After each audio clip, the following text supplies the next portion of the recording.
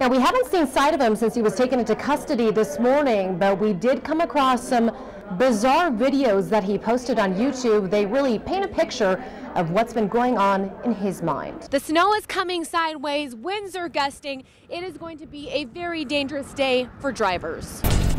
Police officers go on a wide range of calls every day, and they will tell you the domestic violence calls are some of the most dangerous. You're dealing with family members, a lot of heated emotion, but fortunately tonight, the woman and that 11-year-old boy are safe. To explain that, they say if you were to take 10 matches, light them all on fire, drop them in the forest or the desert, at this point, right now, today, all 10 of these matches would definitely catch the ground on fire. You can see dark storm clouds headed toward Nogales, and that means rain. All that rainwater will end up here in the Nogales Wash, and that could mean disaster thanks to what is under this concrete surface. Just take a look at the roots down here. I mean, this is an old tree. The family has lived here about 11 years, and they say this tree has been here as long as they've been here, but these roots really going all the way underneath the bricks here, which is probably a good thing, which probably kept this thing from going all the way down when the winds did push it over. Just ask Google how to take a good mugshot. First, decide what look you're going for. Do your hair to look the part. And most important, smile. There is no doubt that the safe way out here at Ina and Oracle will ever be the same. The memorial, as you talked about, by the way, has grown. It is growing by the day. You can see this, in fact, so much it is grown that the Safeway workers here have had to put up this metal fencing to give people a place to stop and to mourn. And you know, while returning here today for regular customers for the first time since the shooting was really difficult, the idea that Giffords could someday return here is encouraging. Thank you so much for bringing that. You can put it right in there somewhere. For Jane Douglas, this was no ordinary trip to the grocery store. Personally, I felt like it was being like I was in church. It was just had that sense of almost like a holy place. The sign of the cross for those who were now gone, a simple heart where so many hearts were broken. Can this place ever be the same? Yeah, it hurts. It really hurts. It just feels like maybe even I shouldn't be here. But look through the pain and you'll find a message of hope, not just through what's on paper out here, but through the words of a man who nearly lost his life partner. Mark Kelly has no doubt Gabby will be back out here soon, the place where she nearly lost her life and watched 6 others lose theirs. That's the true bravery, is that she almost lost her life. I mean, in a way, if she doesn't come, I think she's right that hate wins. I think she has to come, and I think she will. I think she will come back and be shining light that the American way has to go on. I don't think she should stop anything. Would you come to see her? I'd be in the front row.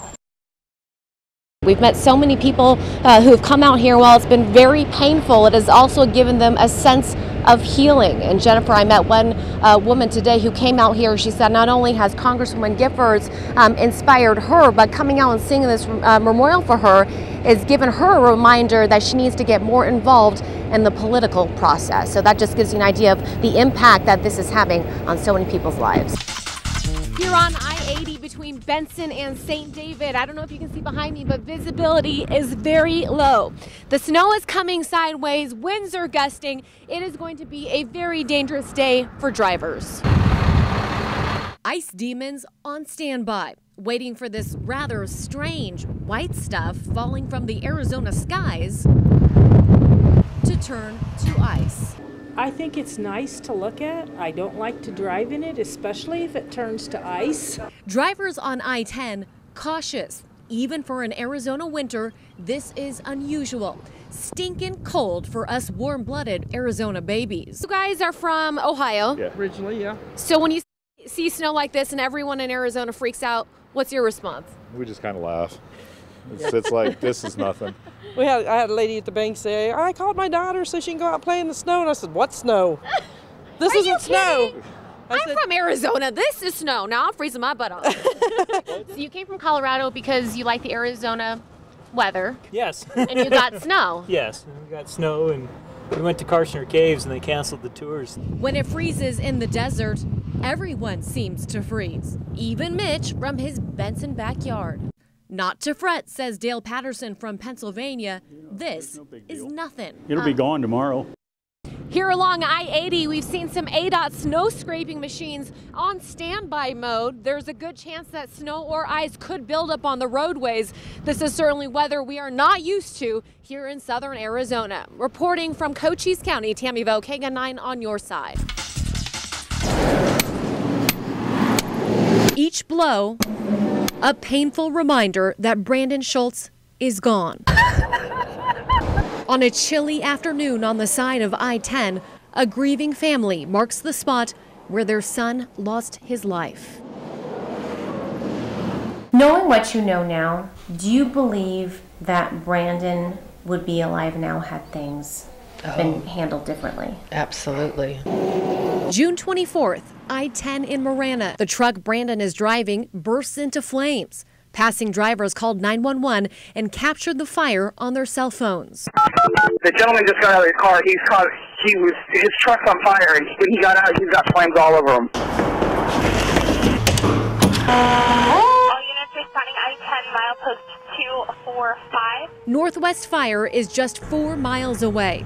At this point, Brandon is still conscious and alert and still on his feet. Minutes after the fire, you can even hear him in the background of a 911 call talking on his cell phone. My truck started on fire, my whole body started on fire, everything. I'm completely burned. Fire crews are en route, but hit a big problem along the way. Copy, I see them. We've already passed that front of the road. We're stuck in traffic on I-10 here as well. Because of the Twin Peaks project, drivers were trapped in a concrete canyon along with rescuers. We have to get somebody out here fast. There's nowhere we can move. How is the medics even going to get here? One crew found an obvious solution. They abandoned their truck in traffic, got off, grabbed their medical gear, and by foot made their way up to the patient. A second paramedic team bummed a ride with Marana PD. But by the time rescuers arrived, I'm on scene. Brandon was in trouble. His damaged airway was swelling. Paramedics couldn't get a breathing tube in. A medical chopper arrives. 30 minutes after the first 911 call, a chopper nurse finally gets the tube in. Crews trek through cement barriers and dirt to get the gurney to the chopper. But on the flight to UMC, Brandon's heart stops.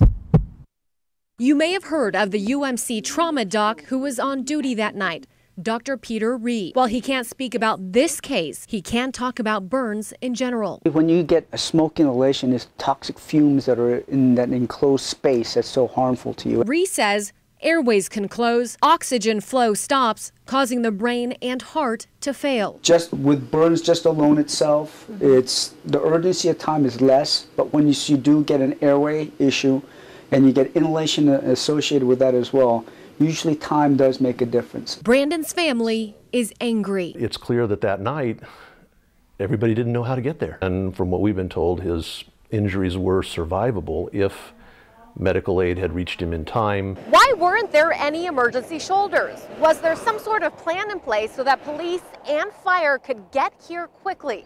We put those questions to the Arizona Department of Transportation, but had a tough time getting answers. From last June through November, we contacted ADOT a total of 1, 2, 3, 4, 5 times looking for those answers. ADOT didn't want to give us an interview, but they did release one statement as to why there were no emergency shoulders. It says, in part, there are times when emergency shoulders in a construction zone are possible, and we implement them when they are. Due to the configuration of this project, this is not possible. ADOT sent the family a letter saying much of the same thing. Is that answer enough for you guys? We think it's like a systemic failure. It's obvious things didn't go well that night. ADOT also sent us papers showing that Northwest attended meetings to discuss emergency access, but ADOT says they did not accept an invitation to walk through the site. And then part of what they're saying is, well, hey, we invite people to come down, take a tour. Ultimately, does that really seem reasonable? Brandon's family has no doubt about who's ultimately responsible. possible. I keep going back to ADOT. It's your construction zone. If you design a construction zone that has concrete barriers on both sides, you better have a pretty good plan, and it better be well communicated so everybody knows how to get in there if you have an accident. ADOT finally issued a map telling emergency crews to use the westbound frontage road. It came out July 12th, 3 weeks after Brandon died. tammyVo2, KGUN 9 on your side.